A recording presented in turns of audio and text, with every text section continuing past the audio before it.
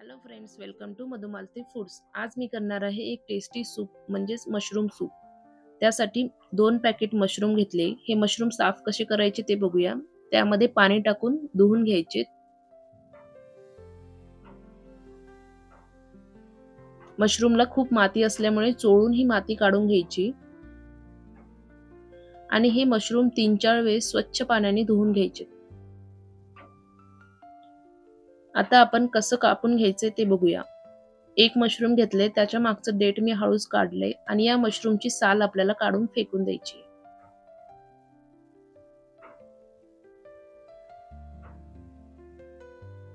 Mushroom आणि त्याचं देठ आपल्याला बारीक कापून घ्यायचे.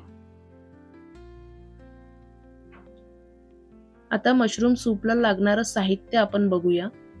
त्यासाठी मी लसूण घेतलाय बारीक कापून, कांदा, ऑरिगॅनो, चिली फ्लेक्स आणि ब्लॅक पेपर पावडर, बटर आणि स्वीट कॉर्न हे बॉइल्ड आहे. मशरूम, कापलेलं मशरूम. कढईत तेल गरम केले.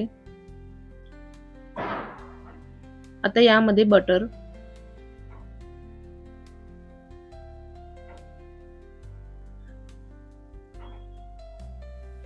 बारीक चिरलेलं लसूण हे 1-2 मिनिटं परतून घ्यायचंय.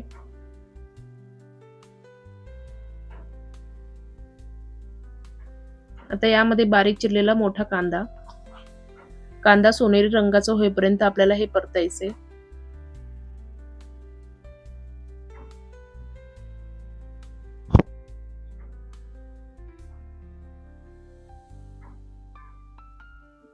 कांदा सोनेरी रंगाचा झाला की यात आपल्याला टाकायचेत मशरूम.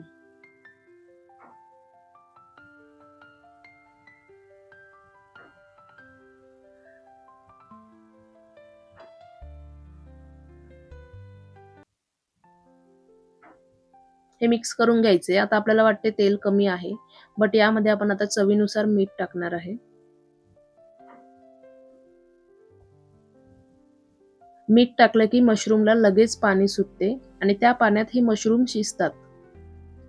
त्यामुळे आता मशरूमला पाणी सुटायला लागले. आता हे आपल्याला झाकून 10 मिनिटं मीडियम गॅसवर शिजू द्यायचे. 10 मिनिटांनंतर पाणी आटून गेले बऱ्यापैकी आणि मशरूम हे शिजलंय. आता गार करून मिक्सरमध्ये वाटून घ्यायचे. वाटलेलं वाटण आपण हे कढईत टाकणार आहे. याची कन्सिस्टन्सी ऍडजस्ट करण्यासाठी मी गरम पाणी वापरते. हे सूप गार झाल्यावर अजून घट्ट होते, म्हणून त्यानुसार तुम्ही कन्सिस्टन्सी करू शकता. राहिलेलं बटर टाकून मिक्स करते. आता मसाले टाकून घेऊया. ऑरिगॅनो, चिली फ्लेक्स आणि काळी मिरी पूड मिक्स केलंय. आता कमी गॅसवर याला 5 मिनिटं उकळी येऊ द्यायची. एक उकळी आली की हे मशरूम सूप तयार होते. आता मी गॅस बंद केलाय आणि यामध्ये मी अर्धी वाटी फ्रेश क्रीम ऍड केली आहे. तुम्हाला जर वेट लॉस करायचं असेल तर तुम्ही नाही केलं तरी चालते फ्रेश क्रीम. आणि तुम्हाला अजून क्रीमी टेक्स्चर हवं असेल तर जे कॉर्न आहेत तुम्ही ते वाटण करताना त्यामध्ये वाटून घेऊ शकता. मी इथे डायरेक्टच कॉर्न ऍड करते. हे बॉइल्ड कॉर्न आहे, त्यामुळे मी शेवटी ऍड करते. हे हेल्दी सूप एकदा तरी नक्की ट्राय करून बघा आणि कसं झालं ते मला कमेंटमध्ये सांगा. अशाच घरगुती आणि टेस्टी रेसिपीजसाठी माझ्या चॅनलला सबस्क्राईब करा. व्हिडिओला लाईक करा, शेअर करा आणि कमेंट करा. Thank you.